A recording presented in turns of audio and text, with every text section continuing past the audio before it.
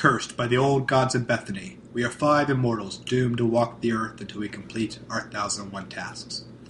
Due to it being really noisy that night, and some of us were straight up not listening, we are not sure what 1001 tasks we are supposed to accomplish.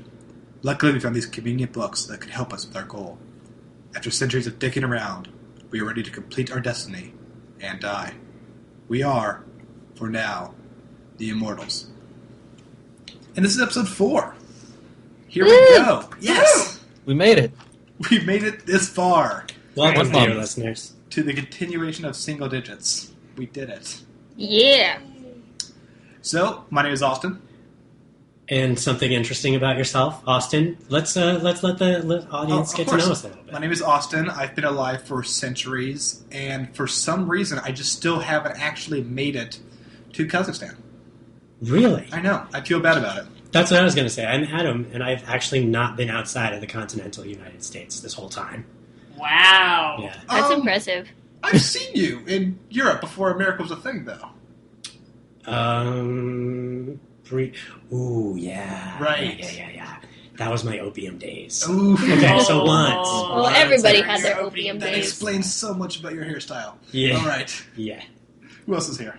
I'm Sarah. I don't have an interesting fact about myself. I wasn't prepped for this segment. Oh, Sarah. Gosh, guys. Yeah, because I definitely was. You did fine. Who are those people? Sarah, I'm going to come back around to your interesting fact. Lee, what's your name? My name's Lee. It's crazy. And I was born without tonsils. That's my interesting fact. Oh, wow. Yeah. So you skipped a step. Yeah, I know. Okay, who else is over there? I am Pedro. Interesting fact about me, I used to be the richest man in the world. Held that title for about 300 years. Nice. We said interesting fact. Wait, which 300 years?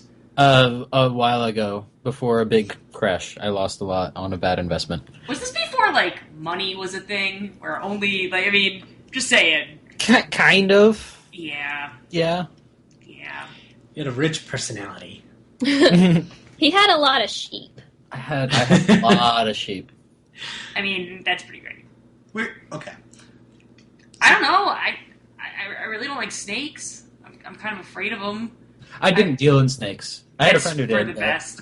Yeah, I thought it was a bit. Call back. After that Bible thing came out, I sold. Yeah. I sold everything. Yeah, that makes a lot of sense. Don't deal in snakes, guys. Mm. That's really all there is that's interesting about me. I don't like to reveal myself in a public forum like this. You just admitted to do a podcast for 1,000 episodes. Okay, we're fine. Well, we have, 997 left? Yeah, we'll be good. We're good. We'll eventually open up to everybody. So every week we take these books that we found, the 1001 movies, albums, TV shows, food, classic recordings, children's books. That's all of them. And we review a random number selected by the old gods. And we review them all, and we're going to keep going until we complete them all, and then we'll die. We hope. To the titles. Unless Hopefully. we didn't pick the right book. Yeah, the gods were unclear about that. They said we were on a track, just maybe not the right one. Well, It's a very vague concept. we weren't paying attention. That was the issue there. Some of us weren't. And if we're wrong, what's another 20 years? It's not a big deal. It's true. And we had some good food in the meantime. Well, Very true. And every week we review these things, and we talk about them, and review them on a 1 to 5 hinge rating. I'm still not quite sure why we're doing the hinge rating, but you all... Because hinges are cool! his hinges are That's cool. what you all keep Hinges are saying. cool. I'm indifferent to hinges, I think. This is why I bond with Adam more than all of you. Do you have a henge fact for today? Ooh, Yes. Sarah, what's our hinge fact this Oh week? man. I kind of always forget about the hinge fact, so we're going to stall for a sec. Are we? Should we talk about the movie first? There's Yeah, car let's talk time? about the movie. And then, I have to save that one for a really special occasion. Okay. Yeah, it's important. Let's talk about the movie. I'm going to give you a hinge fact, though. It's going to happen. Okay, here we go. So, this week, for episode 4, we are reviewing the number 746. We take all these books, we look at the books chronologically, from page 1 to the end, and we put them in order that way. 746 item for all of these are, this week, the movie is Ferris Bueller's Day Off. The album is Modern Life is Rubbish. The food is Mostarda di Frutta. Mostarda di Frutta. Yeah, that was pretty good, actually. Yep, nailed it. The TV show is Turkish for Anfanger. The book is 20,000 Leagues on the Sea. The classical recording is Symphony No. 3 by Arnold Bax. And that's what we're going to do. So we're going to start at the beginning, which is the movie. We are about to review Ferris Bueller's Day Wait, Off. I have my henge fact. That was enough stalling. Yeah, no, we're good. No, I had forgotten this one. So you would think that Stonehenge was so named because it is a kind of henge. But in fact, henges were so named because of Stonehenge. So the word henge derives from Stonehenge, not the other way around. Even So though a Stonehenge henge- isn't a henge. Right, a henge really just means stuff that kind of looks like Stonehenge but isn't. All right, That's a good fact. that is a good fact. Yeah. You know, You did well. I get it done. Absolutely. No transition there, but we're reviewing Ferris Bueller's Day Off. As long as we're honest. This is a 1986 film directed by John Hughes. At this point, he had really blown up as a major cultural storyteller. He had written some very famous films like National Lampoon's Vacation, but writing and directing 16 Candles, The Breakfast Club, and Weird Science right before this made him one of the most popular directors in the 80s. And now we have Ferris Bueller's Day Off, which is about a teenager named Ferris Bueller who decides to pretend to be sick to avoid school. He gets his best friend and his girlfriend out of school as well, and they decide to have a completely fun day in Chicago as they try to avoid other sort of issues that they might have. This is a very popular film. It's the most popular film that we've reviewed so far, which doesn't say much, as we reviewed an obscure Iranian film in episode 2. What did you guys think of this probable rewatch for all of you, Ferris Bueller's Day Off? Wait, question. Has anyone seen this for the first time here? Kind of. So, I mean, I've turned on a TV before, so I've seen bits and pieces of this movie. It's kind of impossible not to. But I don't think I've ever sat down and pushed play and seen, like, from opening credits to ending credits in one sitting before. Crazy. Yeah, that baffles me because I don't think... I think I've accidentally seen this movie at least 100 times. I've accidentally seen bits and pieces. Oh my gosh. And maybe in total I've seen this movie 2 or 3 times like that. But no, first time ever sitting through all the way. And to be honest, I don't regret anything because I did not find this movie all that special. Pedro, what did not work for you?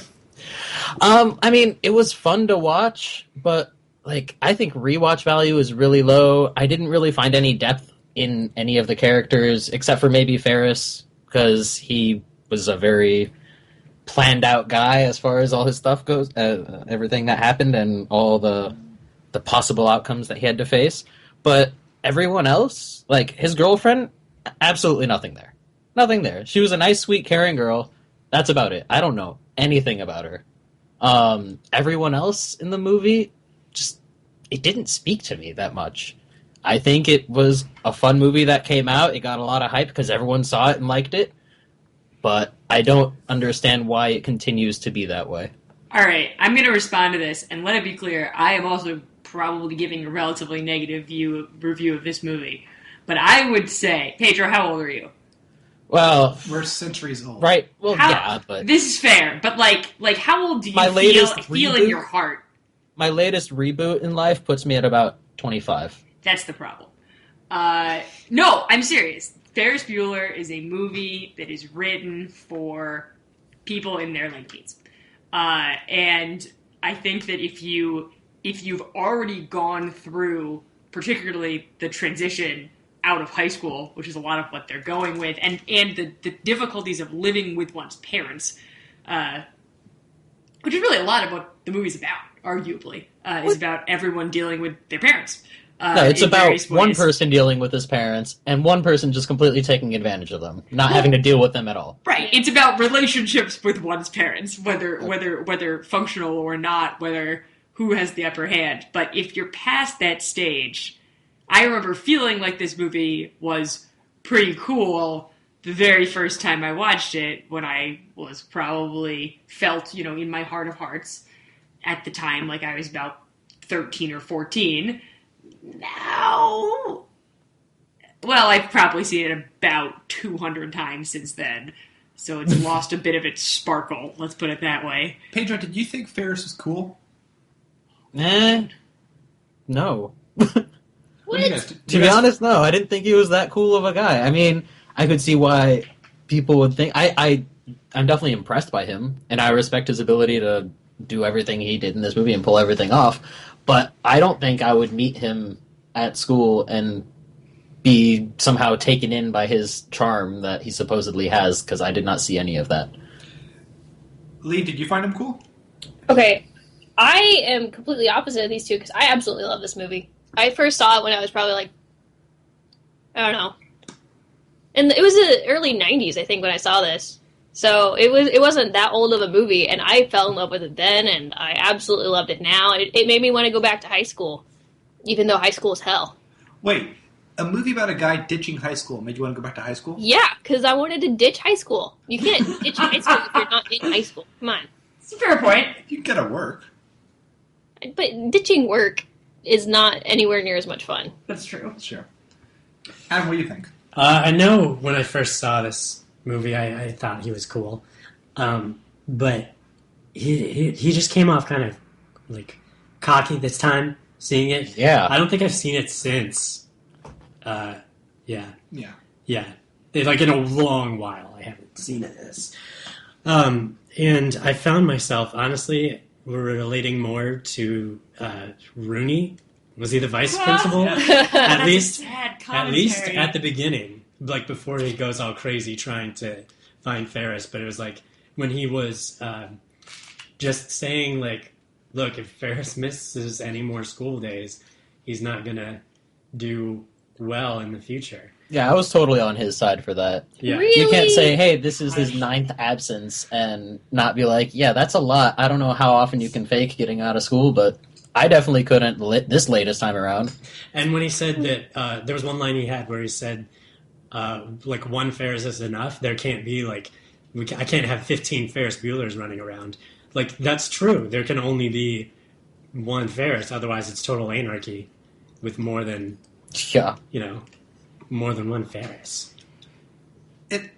You talk about the 9 absences. My favorite Ferris bit the entire time the Connie pulls off was when Rooney's on the phone looking at the 9 absences he has, and he just watches the number go down because Ferris is hacked into the system. Oh, late 80s hacking. Right. Yeah. And Matthew Broderick went on to make War Games, Mm-hmm. which definitely has not dated at all. Well, see, I found that part a bit disbelievable, too, because he even mentions, he's like, I missed school 9 times, I can't do anymore, come on, when he's trying to convince his friend to come out. But at the same time, He while just he changed it, changes it on the spot. That's a good point, actually. Like, down to the wire. Well, he Could have lies to done that Cameron. long ago, especially given the amount of planning he had to have been doing for this day. Yeah. He manipulates Cameron. Cameron is his best friend. Cameron was already home from school being very sick, and he tries to convince him to go out and have a day on the town. And most of what he's saying to Cameron to get him out of his bed, basically, is almost every wrench he has.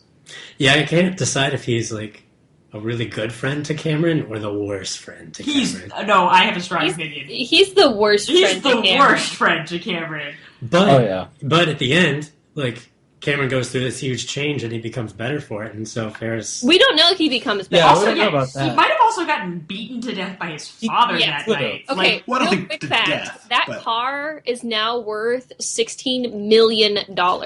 The most The actual expensive car ever bought used, wow. I'm pretty sure Yeah. was that same model car. The Ferrari 205. California. Yeah. So a little Yeah. more context, they do convince Cameron to go out in the town, and Ferris also convinced Cameron to borrow his dad's super expensive car that we just mentioned Right. to have their joyful day in Chicago. And we'll get into the ending very soon, but I mean, it becomes a problematic thing. what really bothers me about the whole day, and Ferris Bueller is just a terrible person, is that the day isn't about Ferris's friends, right? Cameron doesn't get to do anything. I mean, from the very moment he gets in his own dad's car, he doesn't even get to sit in the friggin' front No. seat of the He goes car. right into the back seat. Right into the back. And He hides in the trunk at one point. yeah, it's just Yeah. depressing. And I mean, like, all of the iconic scenes, the ones that are in every movie montage ever, Ferris dancing on the parade float, Ferris talking his way into the snooty French restaurant. All of those are things that his friends don't get to do. I mean, Well, they get to they get to have the nice food. They get to go to the ball game. Yeah, but I mean, the parade is the big indulgence, and yet oddly enough, that's one scene where the two other actors are the most happy on screen. Cameron's screaming about, "Oh my god, I can't believe this is happening!" For sure, it's such a strange thing. For sure, but it does it gets to this idea that Ferris kind of paints this day to the audience, because obviously he's having a relationship with the audience. The movie breaks the fourth wall all the time, as partially about he's like, Cameron really needs this day, and this element of your Ferris is trying to convince you that he's a good guy, and this day isn't about Cameron. The Ferris is a fast talker, and he fast talks the audience into believing, or at least tries to fast talk the audience into believing that he has a noble goal that is anything beyond himself. I'd take that one step further. I think he fast talks the audience into believing this is a good movie. Oh, hey. No, I actually agree Definitely with that as a feel positive that. thing. No. What? Not when you're the one being fast talked to and you can see this. No, maybe it helped because I'd also not seen this in many years. And I actually did still like it this time around. But I actually found this to be a much sadder film than when I saw it in the 90s. I think, and it's very hard to tell, but I actually think John Hughes' direction is kind of bad throughout the film. It's not very clear. It's actually a horribly shot film. It's kind of ugly to look at all the time. But what I think is very curious is that script-wise, which John Hughes also wrote, there's something very interesting going on where I think the script at least knows that Ferris is full of it. And I think it's very best understood early on before they pick up the girlfriend from school, when Cameron is now joined up with Ferris and they're talking on the phone. And at one point, Cameron gets very upset and he tells Ferris how upset he is. And then for the rest of the scene, there's no jokes from Ferris. He recognizes he hurt his friend. He feels very bad about it. There's no winking at the camera. There's nothing of those. It's just now a friend recognizing he went too far. And that paid off with everything going on at the end. Really makes Ferris more of a complete person. And he's someone who's really scared about leaving high school, where he has a magical realism domain over everybody. The entire town is obsessed about make sure he feels better. And all this is kind of avoid growing up and actually being part of the groups that he's rebelling against. I think it's a really curious movie. I actually really liked it, looking at Ferris as an imperfect person. Yeah, I kind of got that sense too, that this was maybe his last hurrah before, because Cameron and Sloane have that one scene where when he's on the parade float, they're talking about their futures, like what they want to do, and they both say like, I don't know, and then they say, what do you think Ferris is going to do? And he's going to be a fry cook at some restaurant, and I'm like, yeah, probably. If he doesn't graduate high school, or good. Yeah. No, he definitely seems like the kid who is all about high school, and then like if we went to visit Ferris Bueller now, he would still be wearing like his high school jersey or whatever, and going to all the football games on Friday night. Definitely. He's Charlie Sheen. Yeah. Like he's going to become Charlie Sheen. Charlie Sheen is in this movie. Yeah. Sorry, not the real Charlie Sheen. That does the make Charlie perfect Sheen. sense. I forgot the about character. that when that came up. Yeah. I was like, oh yeah, and I was pleasantly That's surprised. his best performance, by the way, right? Yeah. Yeah. No, majorly. Hands down. Yeah. One of the things that I've talked to people about before about this movie, because if you have ever read online stuff about this movie, I mean, it's been done to death, so everyone has a million crazy, wacky theories. But one of my favorite ones is the idea that the whole movie is not just being told to the audience by Ferris, but that this is actually how Ferris would tell the story of the day of his last hurrah. And as the day gets further and further down, the story becomes more and more fantastical. So that the unreliable narrator is Ferris, not only sort of speaking to the camera, but also the script.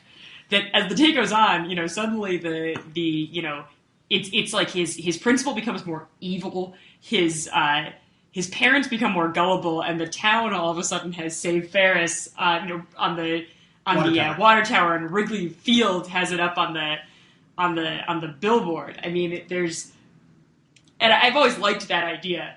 Yeah, I really like that interpretation. No, that that's changes the pretty whole movie fantastic. for me and makes it better, but I just wish that were actually...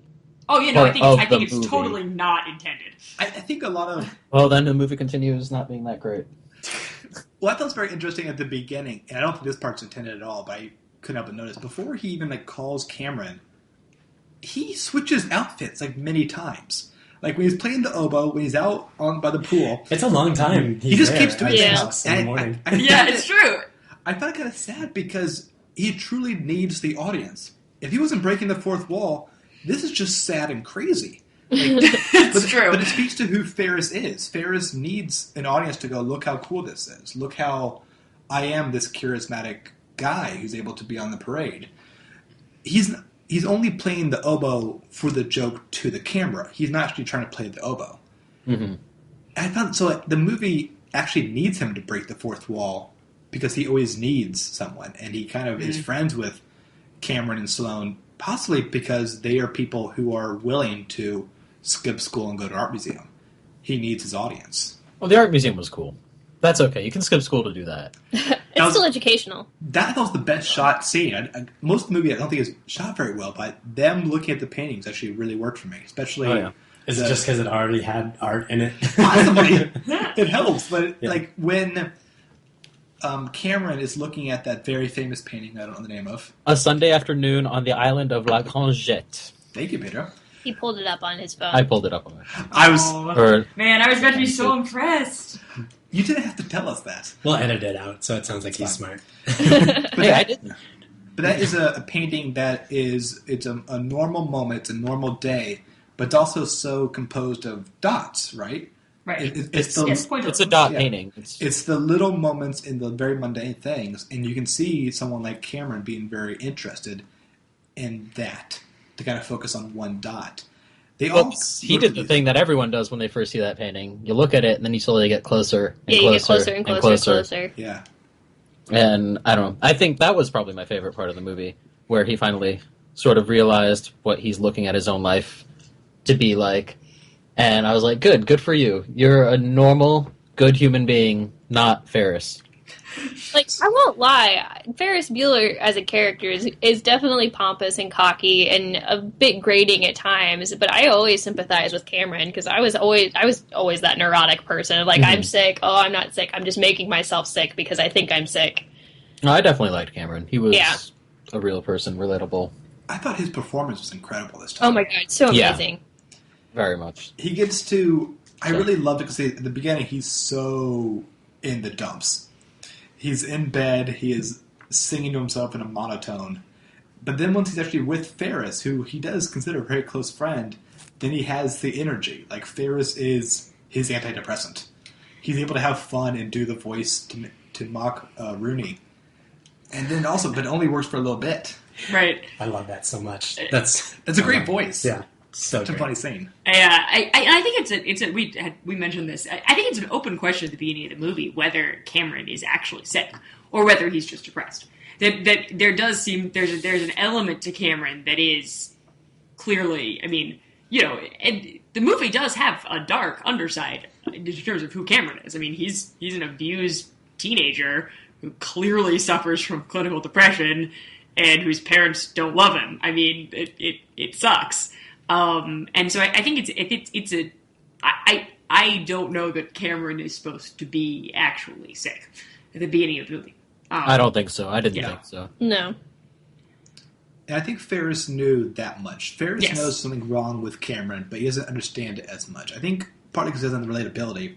He has two parents who loves him very much, to the point where Ferris knows exactly that they will both interrupt their work days to check in on him. Right. So he plots around that for his facade. But Cameron doesn't have that at all. No one checks in on Cameron. No. And by the end of the film, it's a very famous film, we could talk more in detail, but something very, very bad happens to Cameron. The Ferrari. The Ferrari gets to be very damaged. Oh, so sad. It's very upsetting. But then Ferris leaves him. There's no post-credit scene about him. There's nothing else. We leave that moment with Cameron having a character moment where he kind of recognizes that his life needs some change to it, but it's going to be a much rougher road than it'll ever be for Ferris. For sure. He's probably going to get beaten when his dad comes home. It's very upsetting. And the film doesn't try to... It kind of hides the fact because it just becomes a very silly ending for Ferris to make sure he gets back home.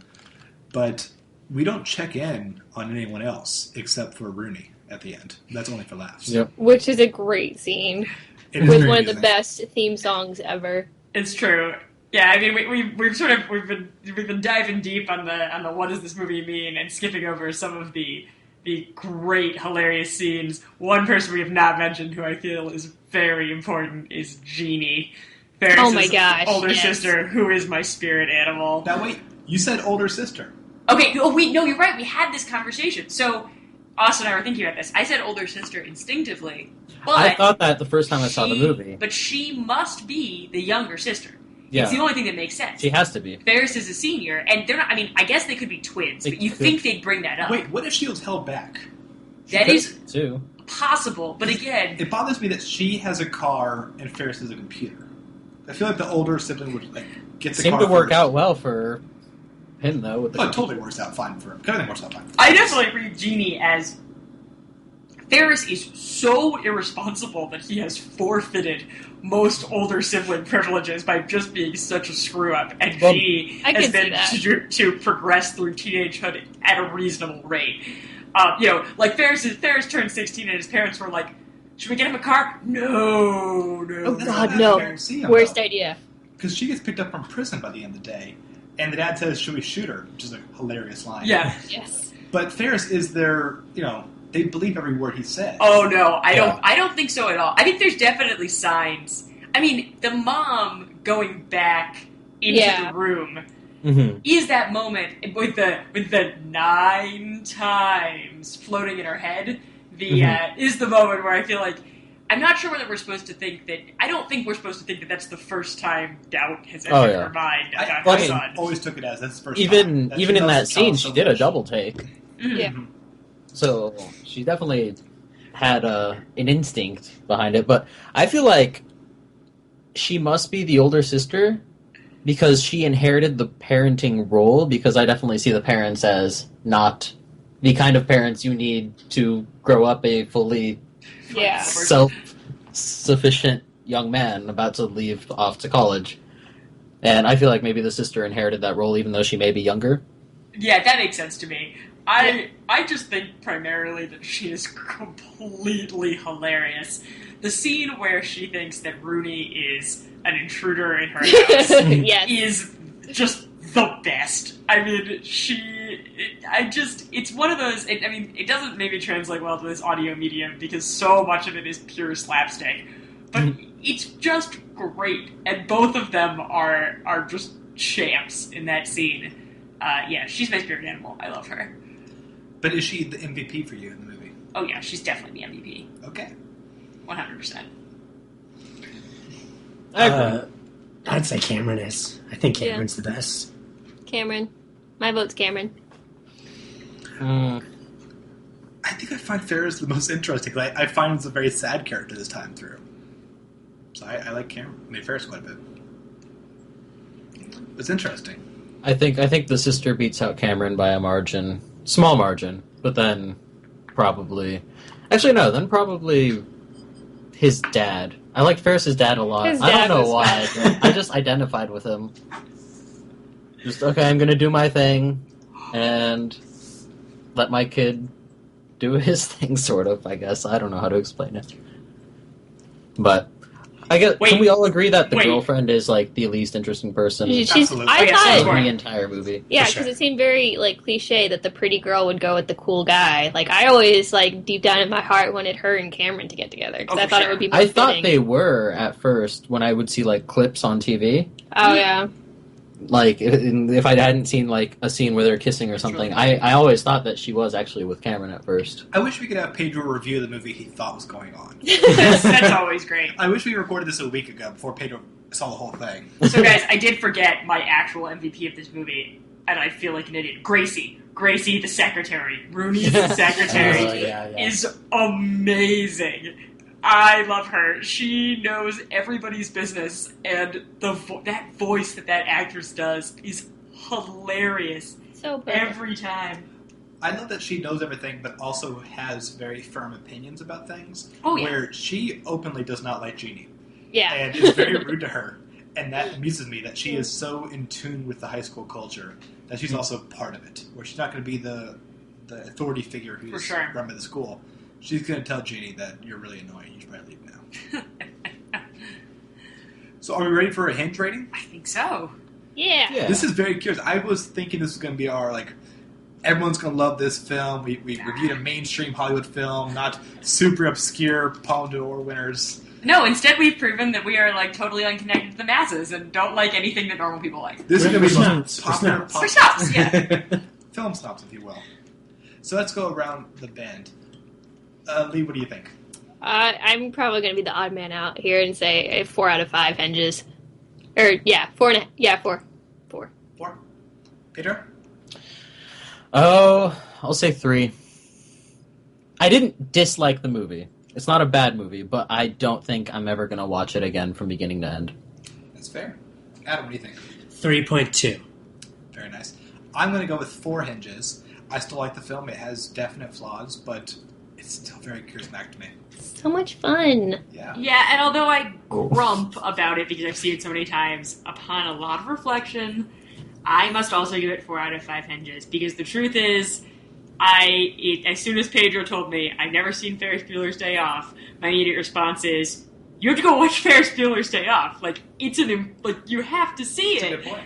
And I mean, it's on level, you do. If you haven't seen this movie, it's really funny. Go watch it. So and it should then be on the just list. don't watch it again. So it should be on the list. Oh, for sure. Okay. That's good. That's what it's all about. I think it's become part of our culture. Yeah. It's just something you have to watch. And it's weird that Matthew Broderick, after he worked into after this, but he never became cool again. He's played non-cool Not cool. characters Yeah, forever. he's super nerdy. He's not... Yeah. He actually revisited Ferris Bueller as a car commercial a couple years ago. Which I thought was a great car commercial. I thought it I was hated it. lovably terrible because he's not cool anymore. It wasn't... Yeah. There's something about that charisma only worked for him in that moment. It's actually kind of funny. He was, before this movie, this was his big breakout movie, he was on Broadway with the Neil Simon play Brighton... What's it called? A Bright New Day? No, Brighton. Wait, Neil Simon? Neil Simon, the first of his trilogy. It's Biloxi Blues, starts with Brighton Beach Memoirs. There it is. There we go. So I was reading this play a couple years ago, and I saw that Matthew Broderick was in the very first casting of it. And I was like, oh, that's really cool. And I'm reading this play, and the main character that he plays speaks to the audience the entire time. So I actually put down the play and go, okay, who's the ripoff? Is it John Hughes or Neil Simon? That play came out first. John Hughes saw him there. Okay. So There you go. for a couple of years, Brad Broderick just kept doing plays and movies where he just spoke to the camera, and it was a charismatic young guy. All right. Very strange. But now let's move on to Modern Life is Rubbish By Blur. by Blur. Yeah. So, okay, I've listened to this album 4 times now. And I feel bad if anybody really enjoyed this album, but it was completely forgettable for me. That's not good because you heard it 4 times. Yeah. Does it mean you Yeah. might have heard it more times, but you just forgot? That could very well be. I think I only listened to it 4 times, though. This week? Yeah, this week. Gotcha. So, describe the album a little bit. I listened to it as well.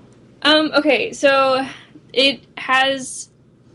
Blur at the time was very big into the Britpop genre, which we also got Oasis, which most people know, because Champagne Supernova is played by every guy with an acoustic guitar. I think you're thinking of Wonderwall. Both of them, it's the same song. Pretty much true. True. So, everybody knows Oasis. Blur was around the same time. This album came out in '93, I believe. And it definitely is a product of the time. It sounds very much like Oasis. It sounds very much like the Kinks. Like, when I first listened to it, I was like, oh, this is exactly like the Kinks. And then I go and I read up on the album, and it's like, yep, sure enough, they were influenced by the Kinks for this album. So... It was the very first song, the very first moments of the very first song sounds so much like the Kinks. So much! That even I thought that. I don't know music that well. But then the song is a very strange thing where it transitions musically. Like, it adds more, electronic things, and then I think it's just trying to become its own thing. Yeah. I think it was them recognizing that yes, we love the Kinks, but we're in fact apparently called Blur. And I get it. They were trying to do some stuff like musically that was different, but it wasn't good in my opinion. No, like, I don't think so either. It was a nice little attention grabber. It was one of the few moments in the album that it wasn't completely forgettable. But I don't know. Just was not a fan of this album. I listened to it as well, and the first song, I think I had heard that first song before, and I didn't realize For Tomorrow. Didn't realize that it was on this album, and that's honestly the only one that I really remember that well. The rest of it was just, I was just kind of listening to it because I'm doing this podcast, you know? I probably would have stopped. Yeah.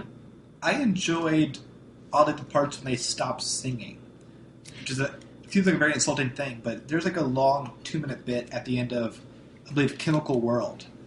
That was just kind of this amazing, mostly piano track that I actually like pulled out my phone and was like, oh, what is this track called? Oh, it's still the same song. Yeah. I really enjoyed when they actually just had these long musical riffs more than anything else, because the lyrics are not very memorable, the tunes aren't very memorable. At one point, I did think it just sounded like Oasis at one point. Yeah. Near the end, I think it was the song Coping or Turn It Up. I can't remember. Yeah. It was a disappointing album for me. I was really disappointed. And, like, I learned, because nobody can keep track of all of the musicians and all of their side projects going on, I learned that Damon Albarn, who was the lead singer of Blur, is one of the creators of Gorillaz. And, like, knowing that, after listening to the album a couple times, I was like, oh, okay, I can see where, you know, the influences for Gorillaz came from. Do you like the Gorillaz? Yeah, I appreciate them. I think they're really cool and a really great, interesting concept. And I enjoy the music for the most part, but, like, this, I don't know, this was just, didn't make me happy. That's not good. No. You should be happy, Lee. Don't listen to the album. Yeah, don't listen to Blur. Don't listen to an album called Modern Life is Rubbish. Probably a good start. It's kind of a great title, though. It is a great title. I really actually enjoyed the title. That actually. Oh no, I was made so me excited because I was like, "Oh, Blur! I've heard of them. The title sounds interesting." And then I listened to it and was disappointed. So you've heard of Blur? Is this their biggest album? I don't. I've heard of them. I don't know albums, so I can't say for sure. I believe it's the only one on this list. I think so. This was kind of like this was their second album, and it was kind of revamping for them because their first album got a lot of popularity, and then some shit went down, which Wikipedia didn't tell me exactly what happened, but Damon Albarn got in trouble with, I don't know, the public for something because it's him, so it's not surprising. And then they were trying to kind of revamp their style, visit their roots, and so they made an album that sounds like the Kinks. it's so interesting. I think probably Blur's most famous song is called Song 2. And it's in, like, commercials all over the place. I guarantee you've heard it. Okay. Yeah. You want to sing it? He just goes woohoo a lot. Yeah, Oh. that one. That worked. Lee, figure out what you're talking about. Yeah. No, I actually think I know what you're talking about too. Yeah. No. Yeah, the lyrics are something like woohoo, something, something, heavy metal, something, something, woohoo. Yeah. Okay. I don't know music. But I will look up Song 2 later. I bet you've heard it. Yeah, you've heard it. You've definitely heard it. Austin, you've heard it. You fucking heard it. I will pause and listen to this. Oh, God, they're so angry. I feel that we've really kind of hit a dead end for this album. I wish I could talk more about it. Like, going into this tonight, I was like, I really have nothing to say about it, except it's boring and sounds like the Kinks. And I went in going, Lee's got this. I've got nothing, but don't worry. I barely remember any of the songs. Yeah, me too. Which says a lot. For Tomorrow was good, though. I liked For Tomorrow. It's a good song. I enjoyed those middle riffs, like I said, but... Yeah, I agree with you on that. I don't think I said that before. Into Chemical World, I believe Sunday had quite a bit as well. I guess Hinges. Wow, this is actually turning into a torturous task. This is like the old gods did well. This is a well-done episode so far. Yeah. Hopefully it gets better. Let's get some Hinges. Lee, it's your album. You start. I don't want to be too negative, but Do it. I'll give it a 1.5. That's too negative. Lee, No, I'm kidding. I'm kidding. Like, I actively won't tell people not to listen to it, but I will tell everybody that it's bland and derivative every time they ask me my opinion. So, I think you did, in a way, just actively tell people not to listen. You're releasing this You album. passively told people not Yeah. to listen to it. I'm all about the decimals today, I think, so I'm going to go 2.3.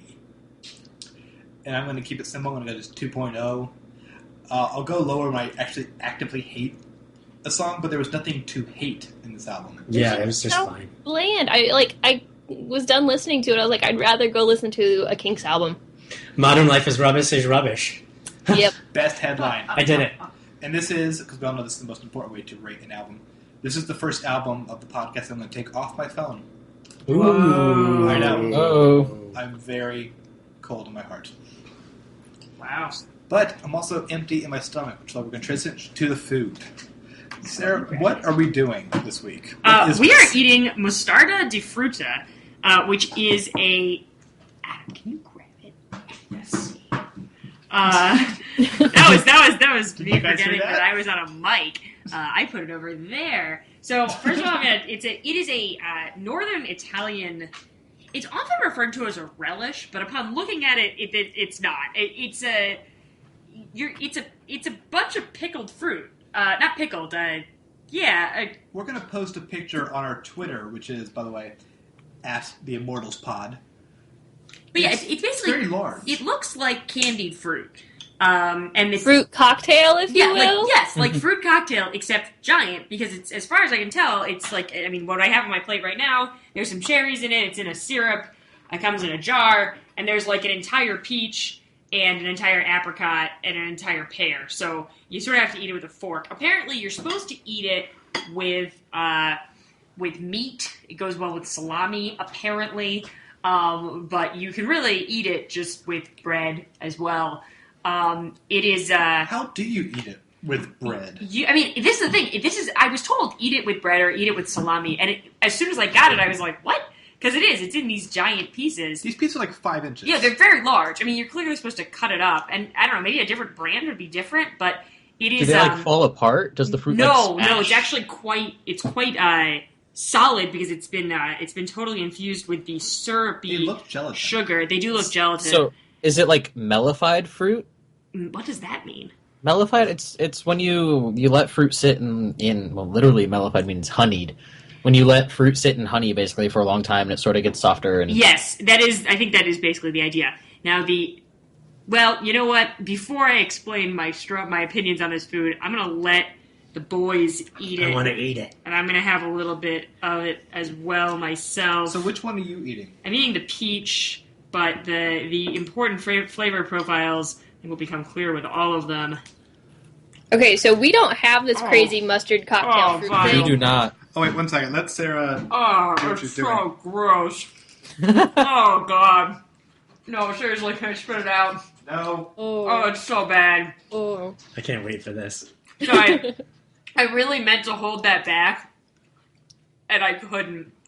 So, Adam, which one are you eating? I don't know. This one's peach. Is this the peach? Yeah, I think so. Is this a pear? It's a pear, yeah. Oh, wow. I'm getting kind of a horseradish. Oh, Like yeah. feeling? Oh, it's I need to so eat fruit. That's gross. keep talking. Yeah, let Austin eat it. It It's won't break- really hard to eat. My fork is stuck in it. No, it's like it's a weird thing. Okay, here we go. It's gonna be tasty, Austin.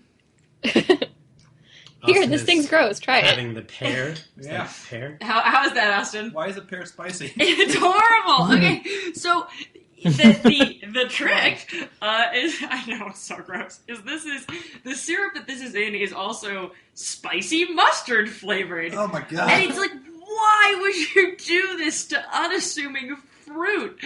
I thought when I read the description, I thought I was gonna like this. I really like Adam just mustard. did a second bite. Oh my God, what's wrong with you? And I really like fruit. This stuff, I mean, it is like, it's like eating overly sweetened fruit like you would get out of a can. Like something like canned pears, except without the nice, like, soft texture. But then the very No, first thing Adam. that... Is anyone going to try this one? No one is going to eat any more of this except for you. I think There it's an is a apricot. small It is an apricot. apricot that Adam just... He's just going to go for it. Oh, it's going to get in your beard, Adam. Oh. So much goo. Oh, came that out one of I that. don't like. That one. Peach was good. Was it? Was it? Oh, the peach was real good. Oh, you're crazy. This stuff is vile, guys. Ooh. Sorry, go on. Yeah, Adam's not having a good time here. Oh, man. Yeah, Adam's not having... Like, this is the thing. The very first thing that you get is... And again, I like mustard, but it is more of a horseradish mustard feel, so it's that, like, spicy burning flavor, followed by... That would be nice if it was followed by, like, a nice, sweet flavor. You know, that's, like, honey and mustard go really well together, but no. This is spicy, unpleasant mustard, followed immediately by syrupy, sweet, unpleasant fruit. It's horrible. Now, That's Sarah, kind of well, maybe he likes the peach because I hear spicy, Adam's just leaning over. sweetness, and Adam's having trouble. I think sploosh Yeah, Oh. instantly. Adam is Weird pacing his sweet lean over fruit a goo little bit. that's spicy. Maybe that's why the peach is good. That was intense. I want the peach again. Okay, You eat as much as you want. Sarah, I don't know. This is your segment. Oh, God. You have to try the pear and the apricot. Please try the apricot.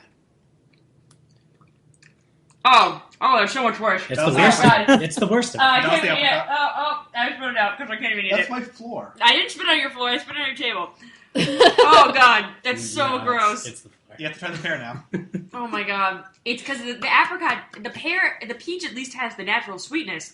The apricot doesn't even have that. It's just the horrible mustard flavor. It tastes like they injected the mustard juice inside the apricot. The pear is the best one. Ooh. Jesus Christ. Now I have to try something worse, right? It is Try the best apricot. one. Austin, you have to try the apricot. It's you do. This is, I mean, want all that. the pear at least, like Just when you bite first it off. eat it, the flavor, the sweet flavor is really up God. front, so you get that first, and then that actually dulls the mustard flavor. But the rest of it, yeah, the apricot in particular Christ. is terrible.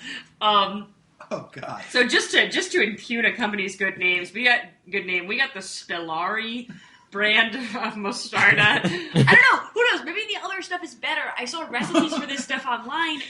And, like, Someone's I don't listening know. and they're like, "Oh, you got this Polari? Oh, I no know, wonder." I know, right? But like, Austin has taken off his headphones to spit it out. It is, yeah. Wow. Please. I want to believe that we've eaten this wrong, and that somehow there's something that we were supposed to What do. is on the jar to say to do with this? It doesn't. It's all in Italian. I have no idea. We bought it on Amazon. If you want to purchase this, you can. For our wonderful recommendation, it is on Or Amazon. Amazon wants to sponsor us. Yeah, for Amazon Explorer, sponsors. you should definitely tell us why we ate it wrong and sponsor our next episode. Yeah, no, I mean, like, look, maybe, like, I understand it's supposed to be eaten with meat. Maybe I'm supposed to, like, I mean, I was gonna say maybe I was supposed to take smaller. Oh my God, he's gonna eat the cherry. Like, maybe we're supposed to eat smaller bites of it, or maybe, but like, That can't be how that But works. that can't be how it works. Like, it's so gross. Adam is digging into the giant jar Adam's for trying the cherry. for the cherry. This is like a gelatinous. It's like it goo. also like the goo is really sticky. really Like sticky. it gets It's like on everything. When And you see clones in sci-fi films floating in jars, it's yeah, a it's like that. And you know how, if you eat something sticky and then it's on your fingers and occasionally you feel it and you go, oh, I could lick that off. Like, kind of like, lick my fingers like a small child. It's like, it like comes to bite you in the butt when you do that because it's gross. Adam, how's the cherry? Cherry's kind of nice. I think Sarah, sweeter get for the cherry. I don't... sweeter fruit. It's your segment. Sweeter fruit definitely is the better plan here. Oh my God. Do I really have to do this again? Yeah. This is like Yeah. hell. This is great to listen to, by the way. Oh yeah, Actually, we have something Adam is on right. our end The too. cherry- No, I can totally see it happening. Oh God, he's going for the cherry. Oh God. Okay, I was gonna say the cherry was better, and then it like all exploded in my mouth, Ugh. and it was just She full is of wincing. the in the horrible chair. gelatin. I did eat half a cherry, so I think that explosion That was might- lost on me. I didn't get the Don't eat this food. This is gross, guys. That's all I can say. No hinges. None. 0 hinges. No hinges. Does not apply. That's my hinge. Adam, how many hinges do you give? So, As I a mean, whole. As a whole. as a whole. Okay, Yeah. I'll have to average it out because some of this was terrible, obviously, but I do like the peach. Whoa. I don't know why Try the goddamn this peach. is. All right. Like, I don't know why this is a thing, but it's not bad. It's really interesting. So I definitely give the apricot like 0. But the peach was good, so I'll give it overall 2.1. Oh, really? Oh, God. What would you rate just the peach at? The peach by itself, it was good. It was No, like the peach is bad. 3.8. So gross. I give the peach 3. Yeah, 3.8. I feel Awesome. good about that. All right. Well, we know he's taking this home. Yep, not me. Austin? Yeah, this is... It'd be good in a pie, maybe. No! Like a fruit pie. This is the fruit pie you give to your enemies. This is like you made a pie and you lie to them about it. You're like, it's a fruit pie, I made it for you, and then it's filled with this. What? I heard high. No, as a pie, it'd be pretty good. I would think it would be. From not trying it, it sounds like it might be good as a pie. You're wrong. No. Put some We're gonna rhubarb sit in with that some of stuff. this. Yeah. What's your rating, Austin? My rating...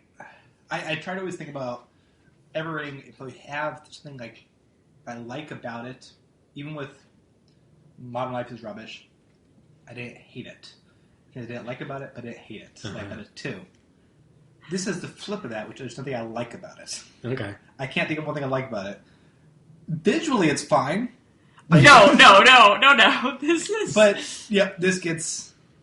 It looks like candy, honestly. Like candied. And fruit. that's why it gets 0 hedges. Because it tricks you. It looks appealing, but it's not. Okay, Nope, I have to go 0. I was about to go 0.1. No hedges. I was about to go 0.1 just because, to later in the podcast we have the one where it's just Adam took a bite of the pear again. Jesus Christ, dude. No, I hadn't had the pear. I didn't have the pear. How's Oh the my God, pear? you're taking this Maybe it home. gets I better never the know. more you eat it. It's an acquired taste. Stockholm syndrome. Peach is the best. The peach is the best. Peach is terrible. Just give me a jar of those peaches and I'll be happy. All right, this was the worst thing ever. Oh, this is so gross. I don't want this on the table anymore. Yeah, I don't want to look at it. What did you two eat that's not this at all? Oh, yeah. Okay, so Mostarda di Frutta looks like fruit cocktail. So I grabbed a can of fruit cocktail. We're going to try it. So. Is this like Mott's fruit cocktail? I feel like it's what I ate in school. Well, I haven't had this in easily, probably 20 years. So we're going to see how it goes. It looks unappetizing to me. I'm going to start with the peach because God damn it, that's- guys. that's Just good. rubbing it in our faces. This is mocking That you can us. eat real fruit. Like, I have fruit in front of me, too, Ooh. but I can't eat it. No, this was fruit. Once This upon a was, time. now it's horrible. See, Oh, the first it's so thing you can get is Damn just it, a huge guys. bowl of sweetness, It just and tastes then like it sugar. stays there. It doesn't go away. It just tastes It like doesn't sugar. yield to. Yeah, but is spice it then terribleness. is it then followed by a No, horrible nope. bolt It just of stays. It horseradish? stays sweet and It not def- that bad. Yeah, it gets better the more you eat it. Yeah, I kind of want to try some more. Yeah, I'm gonna try one of these little I don't know, are they grapes? Yeah, that's a grape. I'm gonna try some of this cherry. Oh, the grape was gross. The grape has a gross texture. Oh my god. Guys, you don't even know what gross means. I'm gonna send They you all this and I'm have gonna the make same you eat gross it. texture. Yeah, the texture is off-putting, but everything else is okay. Well, I'll try one more thing. I'll try a grape. I don't know how to mute you guys. Nah, it's whatever. It all tastes the same. It's just It does. a little bit different texture. It's just sweet stuff that maybe had fruits in it a long time I ago. will give that to the Mostarda. It doesn't all taste the same. It just tastes different kinds of horrible. Okay, do you guys want to give hinge ratings to your thing that's not on the list No! and not like our thing? I'll give it a 2. Give it a 3.5. You guys are the worst. No, that's way Okay. too high. 3. Yeah, I won't eat this again, but it's not awful. Yeah. Yeah, that's great. I'm going to move on to the TV show now. So, in continuing with this episode theme of us just being confused about things, I had to review a show that's not in English and has no subtitles that I can find anywhere. I spent a long time trying to find anywhere that I could watch this for anything. I tried to find it on various sites, tried to find DVDs, but they wouldn't play here in America. It was an issue, and yet it was a fascinating experience. The show is called, in English, Turkish for Beginners. In German, it is mispronounced as Turkish for Anfanger. Anfanger. Anfanger. For Anfanger. Turkish for Anfanger. I feel very embarrassed. I've lived so long, yet I know low languages. It's embarrassing. I had to know that once. I just kind of forgot them. Time's gone on. And they're hard. They are. Languages are hard. I know. It's a problem. So this show... So I couldn't find translations. I actually watched half of the first season completely in German. The only part I could find translated was the first 4 minutes of the first episode. And Pedro found more of the episode with Spanish subtitles. Yeah, about 10 minutes of Spanish subtitles. Oh, a 20-minute episode. And then, it promptly died away, and the subtitles never came back. Which was an issue. Mm-hmm. So Pedro filled me in a bit more on the other 6 minutes. Which I thank you for. But it was actually a wonderful experiment because I actually felt I followed the story. Obviously, I didn't get any of the verbal jokes, but I understood the plot lines and I understood the characters. Obviously, this entire review gets a giant asterisk next to it because I don't know what they said for hours. But it's a very curious story. It is about a daughter named Lena and her brother Nils. Her mom just met this guy. They've been dating for a while, and now they are going to move in together. So now the families are kind of combining. The mom was dating, is still dating, this Turkish man named Metin, and he has a son named Kim, who is kind of one of those pseudo-gangster kind of guys.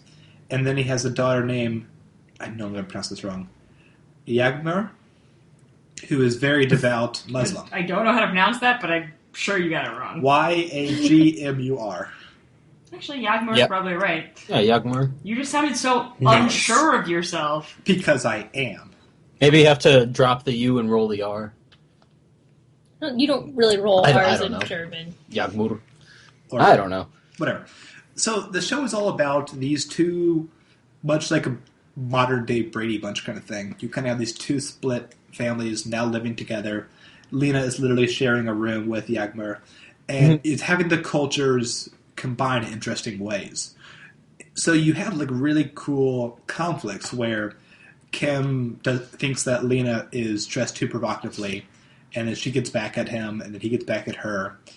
And it has a number of really interesting plot lines with Yagmur as a teenage Muslim who wants to be very, very close to their faith, but there's a whole episode where she is fasting for a holiday, and she struggles with that just because she's a mortal person who gets hungry. And so even though I didn't understand every bit of the dialogue, I can watch the struggle and the other actors, the characters, really kind of helping her out with these issues.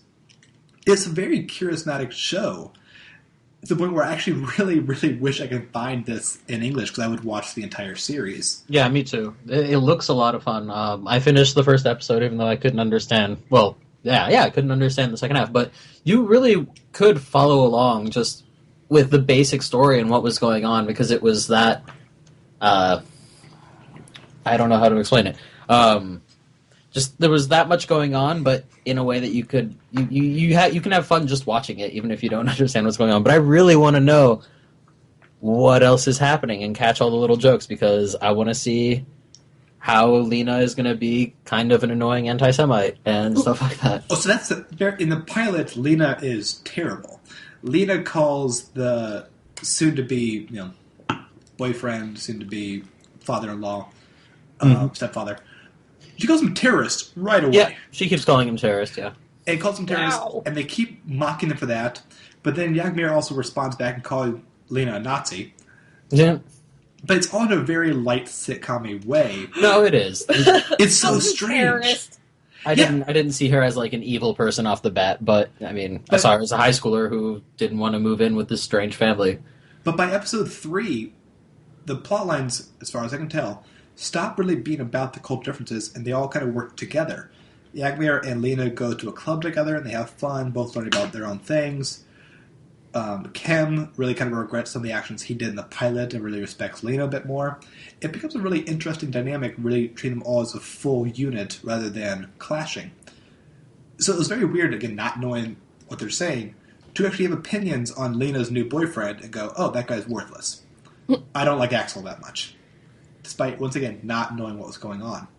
So I learned more about the show through whatever I can. On Wikipedia, it gives you a summary of the entire season plotlines. And so I only watched half of season 1. But oh my god, it's going to get crazy, apparently. Because you have, apparently, I don't know, why am I worried about spoiling things that no one's going to understand? But Axel... Well, there are people who speak German and English. Oh, then they should contact us at the immortalspodcast@gmail.com and help explain to me some of the parts I don't get. Or help me find English translations for the show. Because I want to watch more. But there's so many strange things that happen. Apparently Axel tries to kill himself because Lena doesn't like him anymore. And then I think that apparently wasn't true because now Lena starts to like Kim, who is going to soon be her stepbrother. Awkward. And that becomes the love triangle of the show. And then it all becomes of like who sleeps with who first. And apparently Kim goes to a prostitute. What? All these things I didn't get to yet. Must be a German thing. I'd like to watch the show. So I thought, okay, the best way to do this then is they made a movie after the 3 seasons ended. And that movie was a bit wider released, and I found an English translation for that. So I watched that movie, and it was more confused. Because that movie, turns out, was not an extension of the plot, but in fact was a bizarre reboot that was terrible, involving all the same actors. So a reboot in the way that you can sort of know what happened in the first season now, or completely just different? Completely different. Because in the first episode, the mom mentions they're going to go to a dinner. Leah thinks that she dumped her boyfriend finally, only to discover that she's still dating the boyfriend, and more than that, she's moving in with the boyfriend, and now she has 3 people in her house. That's the first 5 minutes of the show. In this movie, they all don't know each other at all. They all go on a plane to Thailand. The plane crashes, and Lena, Kim, Yagner, and Kim's friend in the show, but they haven't met yet in the movie, are all stranded on a desert island. The parents are fine. They land somewhere else, and they start romancing. And then all the 4 of them start just hanging on a desert island, and cliches crazy. The movie is so terrible. And it's very strange because Lena is a way worse character in the movie than the show, because Lena actually had independence and was fun and was challenging things. This one, she's like, one of her major arcs is that she's a vegetarian and learns that it's actually good to like meat. It denies all these things. Yagner has no connection to her faith really in the show, except for Lena keeps calling her a terrorist because of what she's wearing on her head. But then she just walks around in a bikini a lot, and then uses that to have Kim beat up the other guy. It's a really, really terrible movie that makes no sense. And it makes further no sense because the book that we're basing this entire show off of says the show begins with a plane crash, but it doesn't. Huh. So I didn't catch anything about a plane crash. no, because we would have noticed that happening. Plane when they all crashes entered are the hard plane. anymore. So this is the strangest and possibly the worst review ever, since I understood nothing. But I've read so much about this show in the past week that I would love to have access to watch the full show in context. But I would give the movie 1 hinge. It's so terrible. And the very little I've seen the show so far, with the giant asterisk that I don't understand what's happening in the show 100%, I would give it 4 hinges. It's the weirdest thing. No, I agree. I would give what I understood of it 4 hinges as well. That's a good solid. The actors are so good. The characters are charismatic. I love the format. It's really challenging things, but I also don't know what I'm doing. Yeah, no, I was genuinely interested and wanting to find out more about them, and it was so sad when it was all of a sudden taken away mid-episode. I was like, no. And I was trying all the different subtitles to see if I could find something that worked and that I could maybe understand. No, nothing. I would have happily bought this except series. for like Dutch. Dutch, I think they went all the way through. I would happily buy this series on DVD, but it's not like this. I don't have a region-free DVD player. So Those aren't even really a thing anymore. You can buy just at Target a DVD player that'll play almost all regions. Yeah. I also couldn't confirm that the DVD actually had English subtitles on it. Yeah, that'd be a problem. Yeah, I guess that's the thing too. So I guess you should all watch the show and tell me how to watch it better. And learn German, maybe? Do you think you could learn German by watching this show? Because, like, you know how people come to America sometimes and they watch like Three's Company or whatever, and the plots are just so easy to follow that they just eventually pick up on English. Well, I'm so bad that they speak very fast. It's very hard for me to isolate words.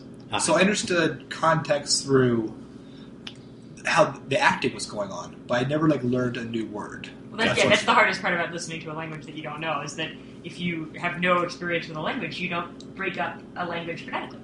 So if you're listening to a language that you do know, or that's very similar to a language you know, you'll hear it in words. But if you listen to just a stream of a language you have no experience with, you hear it as one continuous word.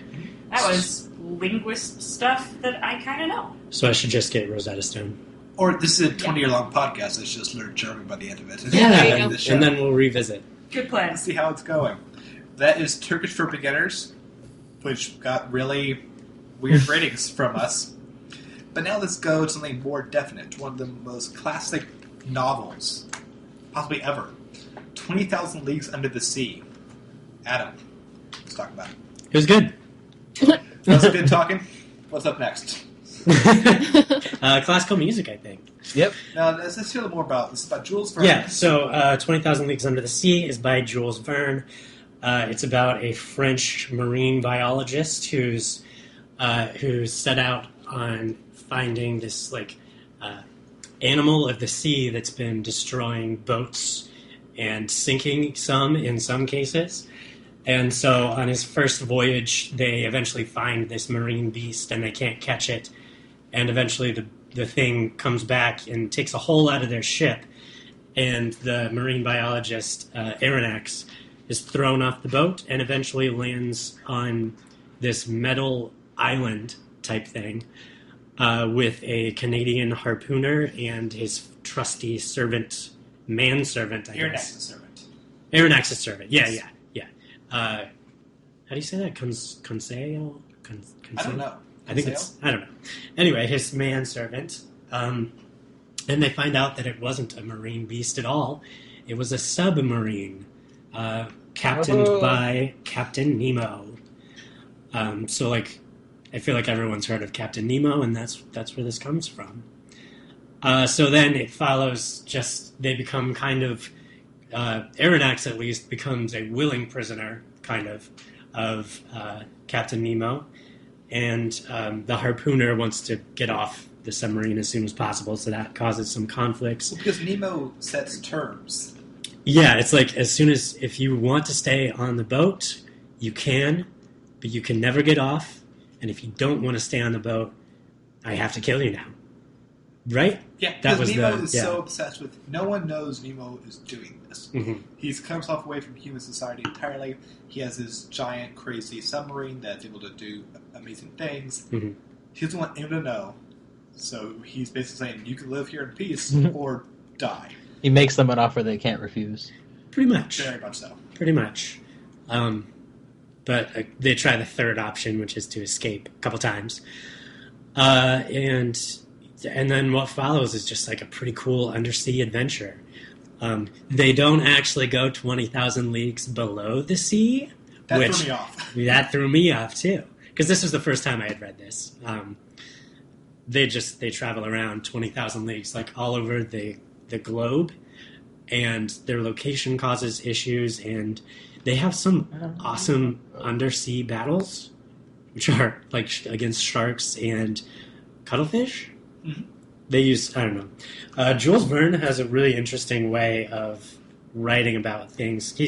It's from Aronnax's perspective, it's written like a journal, like a marine biologist would write a journal. So it's kind of free from expressiveness in a lot of places. A lot of times he'll gloss over passages and just say, I'll leave it up to your imagination how beautiful this looked, essentially. But there's enough that, you can use your imagination. And the other thing is that the submarine that he describes, when he wrote this, submarines didn't really exist. And it's actually he gets a lot of the things right about how submarines actually navigate and use the stars and the sun and stuff like that, which I guess is an old. We've been using the stars for a long time. I'm surprised you forgot already how to navigate. Come on. I've never left America, like I said, except that one time, which I don't remember. And I forgot German. It's fine. Yeah, exactly. Things happen, Pedro. Fine. So yeah. Anyway, it's a fun read. It's a little dry. Oh, I found it incredibly dry. Yeah. I was really excited to read this. I've never read this book before, and there are moments when it's really exciting. When you're with the sharks, when they first encounter the submarine, parts of the ending, really, really good stuff. But to me, I think I read this my first Jules Verne reading all the way through. I think I read like abridgments when I was younger, when it first came out. Yeah. But what I find curious, I can see this book being very, very inspiring for those who are very left-brained. Because you have these long passages where Nemo and Aronnax are just very proud talking about the science of the submarine. Just really explaining exactly how they get oxygen, how they do the things they're doing, how they're able to go to this sea so quickly because of what they've learned from this and this. Like, one of the most joyful things that this trio does is classifying the fish. Because it's very science and math based in adventure. Yeah, the harpooner knows some things about fish, and then his manservant knows the other parts of fish, like how to classify them. And so together they're just like, they're chumming it up. So what I enjoyed the most... I like your chum joke there. Thanks. We all paused to regret it. So what I enjoyed the most, and sadly was a smaller portion than I wished, was the dynamic between Nemo and them. Mm-hmm. Nemo was a fascinating character. You have this man who is just completely removed from society. He is this boisterous character where, in fact, there's no other men on the submarine, but none of them are, like, named or a character. Nemo is one with the submarine. Yeah. They even mentioned that the three main characters, they speculate on how many crew might be aboard, and they say, well, it could be 10, could be 60. We have no idea. And they're on this for months and months and months. I think the final count was 8. 8 months? 7 or 8, yeah. He kept saying months, I realized I should have wrote down when it started. Yeah, I know, but definitely 6. I'm pretty sure 8. So I really enjoyed some of, like, the more philosophical and the more threatening moments between Nemo and them. Yeah. As they try to do the things they're doing. Those parts really worked for me. But as a whole, I found the story to be a lot slower than I hoped. Yeah. It needed actual, to me, more goals. It kind of needed more tension. Mm-hmm. So, I don't know. There's a lot of Aronnax enjoying the the sea. I mean, which is great for the time because, it was the 1800s. They didn't have movies and visual things like that. And, how many stories are there now about, being in the ocean and sea mammals and stuff. So, it was. I think I forgot my point there. But, no, I was going to say the same thing. That maybe they don't need so much excitement in writing about something being in a giant submarine when it's middle of the 1800s. That's exciting enough for a young kid back then. They can fill in the rest with their imagination. Yeah, thank you. Yes. But I can still see this inspiring people, even though submarines exist, and the equipment they're describing to walk on the surface floor, also exists. I think it just the way there's a giddiness about every single piece can definitely inspire kids. I'm just not on that side of it, so it's not a bad book at all. It's just not the one for me. I was more excited about the character and tension and whatnot. That's the right brain. Ness of it all. Yeah, no, I'm with you on that. I think it would I was just thinking. I know they made a movie of this in the 50s with Kirk Douglas. Very different. But, I don't know. I want to see it with Kirk Cameron. Oh my god! Growing pains under the sea. All these fish are made by God. Evolution is a lie. 2-minute movie. But I was thinking because there were rumors recently that there would be. I think David Fincher was going to make a new one for Disney. I would actually really love a giant, big budget movie just to kind of explore this lifestyle and maybe add new things of future technology. to fill in the gaps of the book.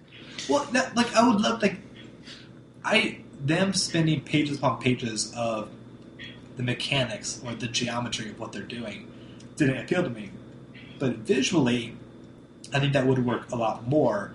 Where instead of having 4 pages about why this works, you just have one moment where you go, "Oh my god!"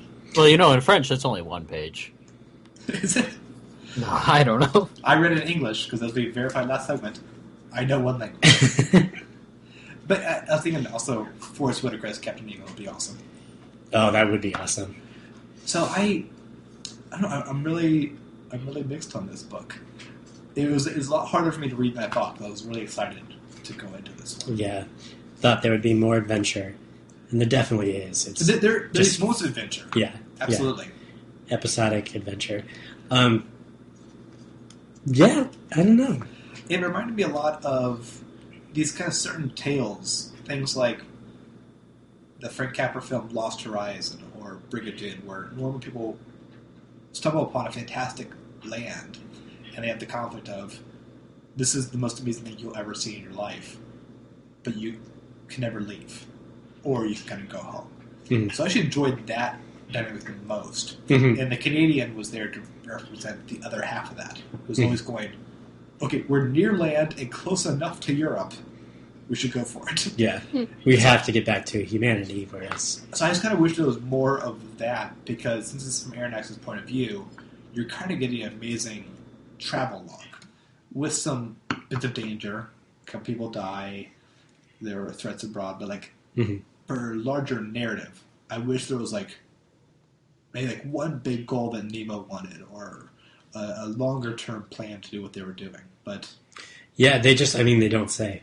Yeah, Jules Verne never really says why Nemo left society, or which is actually kind of great. Yeah, no, I like that a lot. There was no specific reason for him to leave. So it's... I think there's a sequel to this book. There is, and I think he goes deeper into that. Oh, really? Yeah, into Nemo's. What's the sequel called? Backstory. I believe it's called The Mysterious Island. I was really hoping it'd be called 30,000 Leagues. They just keep going. Yeah, I was going to say 40, but yeah. Yeah, The Mysterious Island. In the book version I read, truly on the last page, I won't give you the context, but they ask questions of ambiguity of what happened next? What's going to happen here? A little asterisk down the bottom says, for an answer to this question, read Verne's 1874 novel, The Mysterious Island. Yeah. So it's the last page of ambiguity of what's happening out there in the sea. And Plato said, "Oh, don't worry, there's definitely an answer." Tune in next time. Tune in next time for the novel. So I would say, oh man, this is hard because this is definitely a classic. But I think the only time I'm going to come back to this is just to say, oh yeah, I've read 20,000 Leagues Under the Sea. Impress people at parties. Impress people at parties. Yeah, exactly. Oh, have you ever read any Verne? Oh, well, I have. Oh, I've read Verne. I've read Verne. I am Verne. It's in my vernacular. Oh, I loved it. 3.3. I feel that you liked it more than I brought you down. You're wincing right now with what you just did. Yeah, no, I don't feel good about that. No, 3.9. 3.9. Yes. Okay. I'm going to give it a 3 just because, like I mentioned, this is a book that will appeal to so many people. I can even name people I would recommend this book to. Mm-hmm. But the rating should always be your personal opinion. And to me, this is a 3. But to others, I know this will be a definite 5. Yeah. So if this sounds appealing to what we're describing, you can also see the influences from, Michael Crichton clearly loved Jules Verne. To kind of use, almost real science, tomorrow's science, to make a very fun adventure story. Yeah. That's all right here. Mm-hmm. So I just weirdly liked Michael Crichton more than this super famous book. So I'm going to go 3, but... I know what I wanted to see. I wanted to see more, crazy undersea animals. Yeah, me too. That's what I cared about more. Yeah, there weren't enough. It was all based in reality enough, but it was still incredible. Yeah, I think the giant squids were the only thing that came close to... Which sticks into pop culture. People associate it with Nemo and the giant squid. Yeah, and it's on the cover of my book. Not mine, but... Yours is classier. Mine is more like a paperback. Mine's a weird copy. Anyway, yeah, I'll stick by it. 3.9. Fantastic. All right, let's wrap up the episode now with some classical music. Yes. It's getting fancier. This time around, I got to listen to Symphony No. 3 by Arnold Bax. Arnold Bax was a British composer born at the end of the 19th century, 1883. Died just before his 70th birthday, I believe, like a month before. He was actually, during a time, the master of the king's music or something. I assume the highest honor of the land. Apparently he was kind of a ladies' man, too. During the First World War, he couldn't serve because he had persistent heart problems. And that was when he started having an affair with his wife for a pianist, and he left his wife and children for this woman. And he had a couple of other adventures on the side. But, yeah, so the Symphony came out in 1929. I really liked it. I thought it's a symphony in 3 movements. It's officially in 3 movements, but it almost seems like it's in, each movement is itself, like, 2, 3, 4 different movements on their own, because it starts out kind of slow, darker, well, dark is a strong word, it's never sad, just maybe more serious, and then it'll pick up and it'll have a happy tune for a little bit, and then it'll go back down into a slower, more serious note, and then it'll come back up into a joyous note. I really liked it because I liked how many instruments he used. It's a full orchestra, but there's also, he used what's that thing that you hold when you shake it and it makes little cymbals? Tambourine, I think. Tambourine, it has a tambourine. yeah. It has harps. It has the glockenspiel. You don't see a lot of glockenspiel. He knows glockenspiel, but he doesn't know tambourine. Well, glockenspiel's easy. It's just a small xylophone, basically. Small metal xylophone. And a tambourine's a tambourine. Yeah, that's more normal, mundane. I can forget that. But yeah, it has really nice tones or melodies. You can tell that he really likes his woodwinds and brass because they're almost always playing some sort of melody. Nothing. Yeah, as far as symphonies go, I think it was very solid and not much to complain about. I really liked the 4th movement. Or the 3rd movement. I just said it. The 4th movement, when it was over, I liked it. A lot of symphonies have 4 movements. The last movement, I'll put it that way. Very happy, jovial. Maybe it's because I only listened to it a couple of times, and usually the more exciting ones are the ones that stick with you. But yeah, that's my feeling. And who else listened to this? I know I'm not the only one. I did. I thought that the instrumentation was really great. He used the lat, which was really nice. And I again listened to this while I was reading 20,000 Leagues Under the Sea, and it really that would fit so well. It does, yeah. It's kind of adventurous in a kind of slow kind of way, but there's a lot of energy underneath.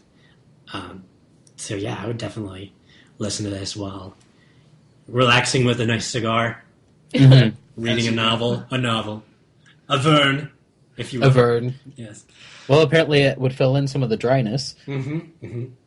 Absolutely. I really like this. I always feel bad I can't articulate more about the nuances of the music, but I was so caught up with the emotion of it. When it gets big, it's so beautiful and powerful. And then when it's quieter again, it's still so lovely. This was a very fast 50 minutes for me. I thought it was really incredible. It did go by quick when I listened to it. One thing I read, by the way, any information that I spit out here is from Wikipedia unless I otherwise say so. So don't get at me for plagiarism or anything. Citing my source. But apparently, his first 3 symphonies somehow share a common theme, not necessarily musical theme, but a lot of I've it said that they can be taken as one unit almost, and that the Third Symphony is a great and more jovial resolution to the first two, which are a lot darker and sadder, apparently. We'll get to them when we get to them. That might be sort of some of the grandness of the sound. Maybe just now the happiness is actually allowed to open up and come out, and that's what gives it sort of the power of its resolution, perhaps. And this is one that there are apparently a lot of Arnold Bax's collections out there. But I believe all of his are in the public domain. We listened to this one, at least I know Adam and I did, on YouTube, and we will have the link for that on our Twitter page at the Immortals Pod. I really recommend it. It's very powerful and very beautiful. I think it was good. A lot of fun to listen to. If only to have in the background, but I definitely enjoyed listening to it. This is something I'm going to have to remember to come back to after 20 years. Well, this is the first one of the four that I would see performed. Yes, I was actually looking for that on YouTube, because it's a lot more fun when you actually see an orchestra playing. But yeah, I couldn't find any videos of this being performed live. Maybe it's not does it soon. Big ticket items. Yeah, me too. Keep your eyes out. That'd be a good one to see at the symphony. I'd imagine orchestras are not like, ooh, what's the best Bax? Because I've never heard of Arnold Bax before. Neither did I, and yet this one was they have a lot more symphonies. Yeah, yeah. I'm just saying, I don't think that it would really fill the seats. No one would be like, let's go see that Bax. How's that Bax doing today? How's that Bax? I don't know. That Bax. I mean, it could just as easily have been that every time I glanced through a program, I would not stop and come back to that page, because I'd be like, Arnold who? Okay, keep going. So it might just easily be that this is performed and we never know about it. Lee, did you also listen to it? I kind of half-heartedly listened to it. I was playing Civilization at the same time. Ooh, how was that? I thought it worked really well. It was really great. I would definitely listen to it again, because it was easier to listen to. So, what other games would you play while listening to this? Listening to that? Ooh, I don't know. Civ worked really well. I like this. This is like pairing wine with food. Exactly. What video game would fit with this? I'm trying to think now. I don't know. I think Civ just works too well. Because you're taking over the world, and you got to have that. Because the game comes itself with some classical music, so I think it just works. The first one came to my mind, and this is not good because I haven't actually played the game, so I'm hoping Adam has. Have you played God of War? Yes. Would that fit? That'd be pretty cool. All right. Yeah, I think that'd be pretty cool. I have it to play. I listened to it with pen and paper, writing down what I thought about it. And wow. I recommend that as well. That's a good way to listen to it. Writing down your thoughts. He's good at his segments. I'm watching shows I don't understand, and Pedro's actually taking proper notes. Yeah. He did forget them. I forgot my notes, though. Well, you tried. I tried. He at least wrote them. I didn't even write them. Yeah, that's the only reason I remember that he was a special constable during the First World War, since he couldn't serve. I don't know what that meant. It's in my notes. But anyway.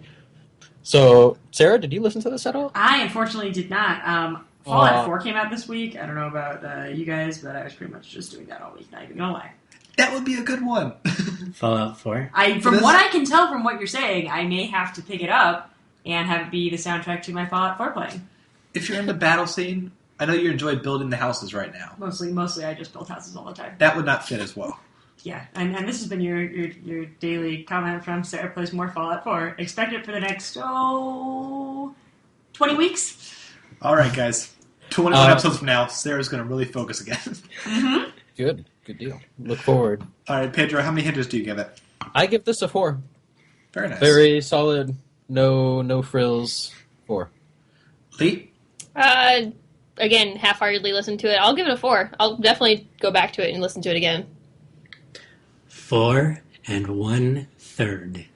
Ooh. Oh, come on. Yeah. Yes, 4.3, repeating. Repeating. Yeah, Okay. I really, really like this. I'm going to give 4.5. This is my favorite so far. and I would be thrilled to listen to it again. Good deal. So there we ended on a happy note after Yeah. an episode full of misery and confusion.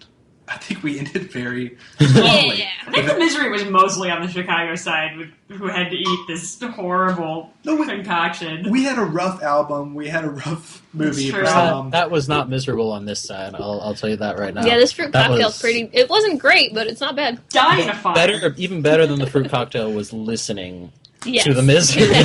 No, we From redeemed Chicago. it That was well a with a classic novel and with also. Oh, you guys. Hi, Intern, intern. Hi. how's it going? You took so long. My God.